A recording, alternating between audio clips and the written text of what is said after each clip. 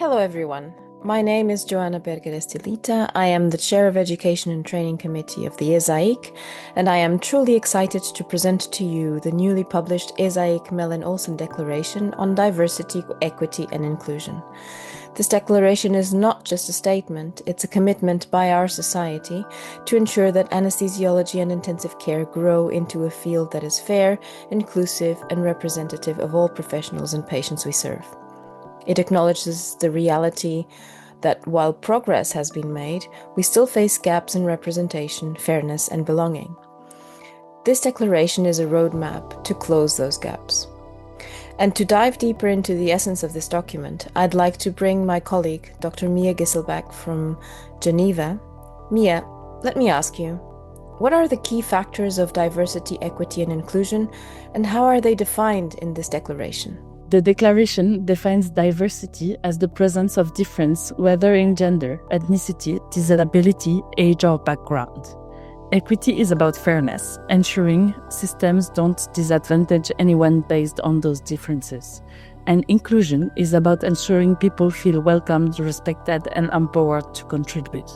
Moreover, they need to feel like they belong. DEI isn't just about representation. It's about meaningful participation and structural fairness. As it is said during the opening ceremony of Euro Anesthesia 2025, diversity is a fact, however, inclusion is a choice. And it is a choice that we need to make every day. So Sarah, why is it important to highlight these values in ESAIC work specifically? Well, this is a good question. Well, as anesthesiologists and intensivists, we work in quite high-stakes team-based environments. And DEI, diversity, equity, and inclusion directly impacts teamwork, innovation, and patient safety. Diverse teams take better care of diverse patients.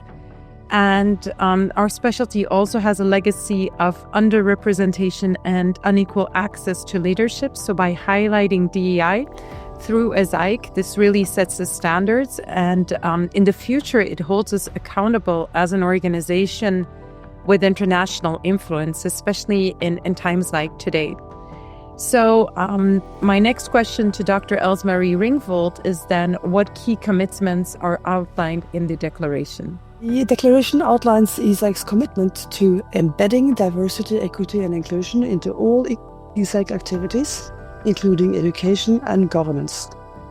We also like to promote inclusive recruitment and leadership development, reviewing and changing systems that create barriers, and publicly reporting progress towards DEI goals. These are not only symbolic gestures, they're measurable, actionable steps that will be monitored over time. What are the focus areas for action mentioned in the declaration? So there are four main focus areas. Number one, leadership and governance, making DEI a priority that's really visible from top down. The next one is membership engagement. We want to create inclusive spaces for all ESAIC members. Third, workforce development, improving diversity in training and career advancement. And fourth is obviously data and accountability. We want to track DEI data in order to ensure transparency and progress. So what is the backstory of this initiative? How did it all begin? And why is the declaration called a Mellin-Olsen Declaration? It started informally, literally, on a piece of paper at Euro Anesthesia in Glasgow in 2023. A small group of people wanted to address inequities we saw in our specialty. It grew from a bottom-up effort, not top-down mandate, with passionate people giving their time to develop a shared vision of fairness in anesthesiology. The declaration is named in honor of Dr. Joana Mellin-Olsen, a staunch advocate for patient safety and human rights. Her leadership in launching the Helsinki Declaration on Patient Safety in Anesthesiology set a precedent for global standards in patient care. Dr. Mellin-Olsen's dedication to equity and inclusion continues to inspire the medical community daily. As handling editor and editor-in-chief of EJA what are your thoughts on this declaration and its publication? As an editor, I see many policy papers, but this was different. It was heartfelt, rigorously developed, and urgently relevant. the DEI efforts are being challenged politically, especially in the US, where some institutions are being forced to abandon these programs.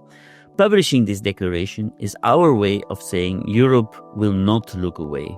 The European Journal of Anesthesiology is proud to amplify this message and stand behind its values.